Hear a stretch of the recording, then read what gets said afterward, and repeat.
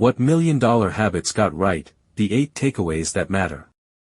Dear Amelia Emberhart, I just finished listening to a book called $1,000,000 Habits by Brian Tracy.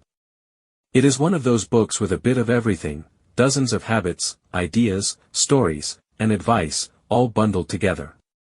Some of it felt a little too general. Like when someone reminds you to be positive or set goals, nothing new, but still good in theory. But here is what I have learned about books like that: if you listen carefully, and slow down, you will notice a few ideas that really land. Small phrases or ways of thinking that quietly open a door. So instead of trying to follow all the advice, I have picked 8 habits worth keeping, 8 that have depth, practicality, and a kind of long-term power that shapes who you become. 1. Think better, live better. Mental habits are everything. You are where you are because of your habitual ways of thinking. Every result in your life begins in your mind. That sounds dramatic, but it is true. How you talk to yourself, the thoughts that play in the background of your day, affect your energy, your confidence, your decisions, and your emotional tone. If your thoughts are full of, "I am not good enough," or "this always goes wrong," then even opportunities will feel like threats. You might sabotage things before they begin. But if your mental habits are rooted in curiosity, possibility, and self-belief, then even setbacks become something you can grow from. What to do? Notice the voice in your head when things go wrong. Ask, would I say this to someone I love? If not, change the tone, not to fake positivity, but to gentle truth.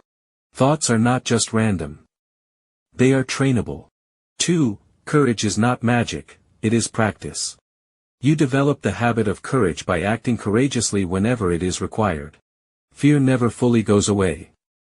It just changes shape. The key is not to wait for confidence, the key is to act anyway, even when your hands are shaking a little. Each time you face something scary, raising your hand, saying what you really think, standing up for someone, starting something new, you create evidence that you can handle it. Over time, that evidence becomes identity. What to do? Start small. Say one thing you usually hold back. Try a new class. Ask a question. Say yes to something that feels exciting and uncomfortable. Keep a courage journal, track the moments you showed up, even when nervous. Courage grows every time you practice it. You are not born with it, you become it. 3. Self-discipline is how you show yourself love.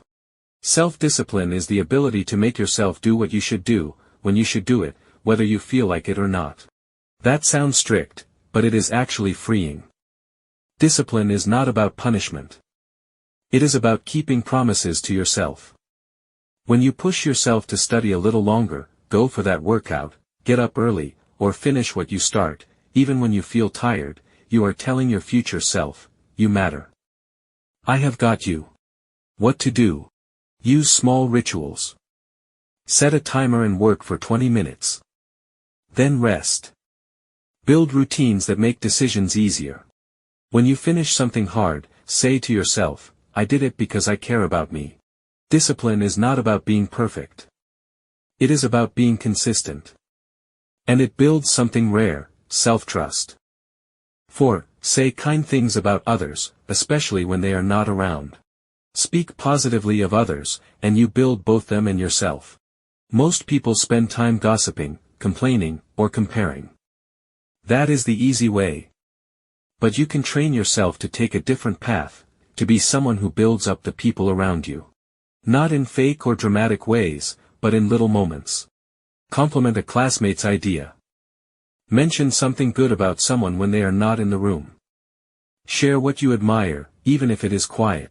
When you do this, something surprising happens, you start seeing the good more often, in them, and in yourself. And when others feel seen, they start showing you more of their real selves.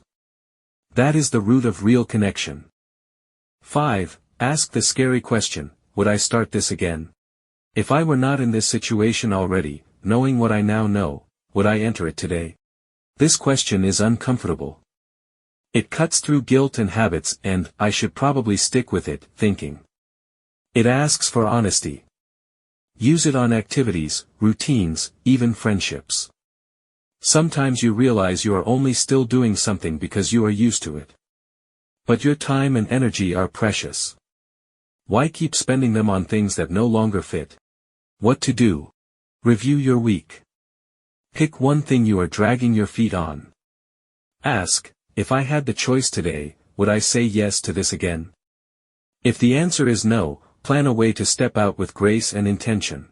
This is not quitting. It is realigning. Your future deserves an honest review. 6. No excuses. Ever. You are responsible. No one is coming to rescue you. This might sound cold. But it is not meant to blame, it is meant to empower. When you stop blaming others, the past, the system, or bad luck, you get your power back. Life is not always fair. But excuses do not fix anything. They just give your energy away. What to do? When something goes wrong, ask, what part of this can I learn from or influence? Replace, yeah, but, with, next time, I will. Own your part, and move forward with more insight and strength. Responsibility is the root of growth. It is how you stop being stuck and start becoming someone who shapes her own future. 7. Gratitude is fuel. Whatever you appreciate, appreciates. Gratitude is not just for good days. It is especially for the hard ones. When you make gratitude a habit, by writing it down, saying it aloud, or just pausing to notice, you train your brain to see the present instead of always chasing the future. What to do?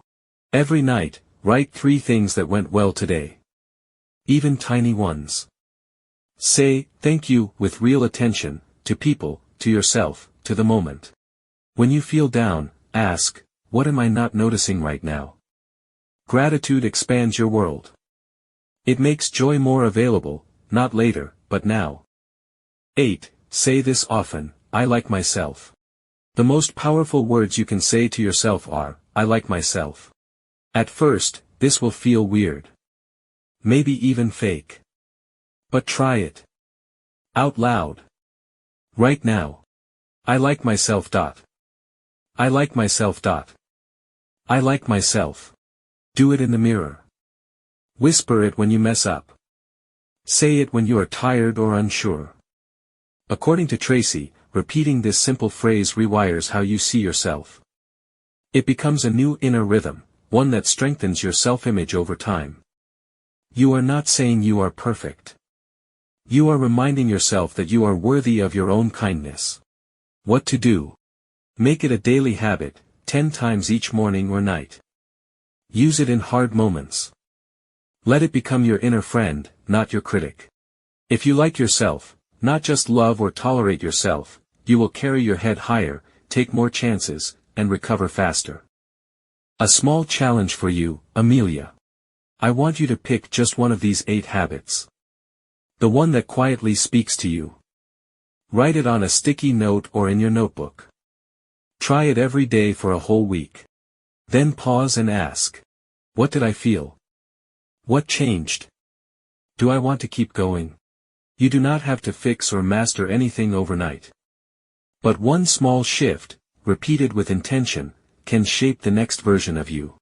And that is how we grow into who we are meant to become. This is your moment. Take command and show us the path.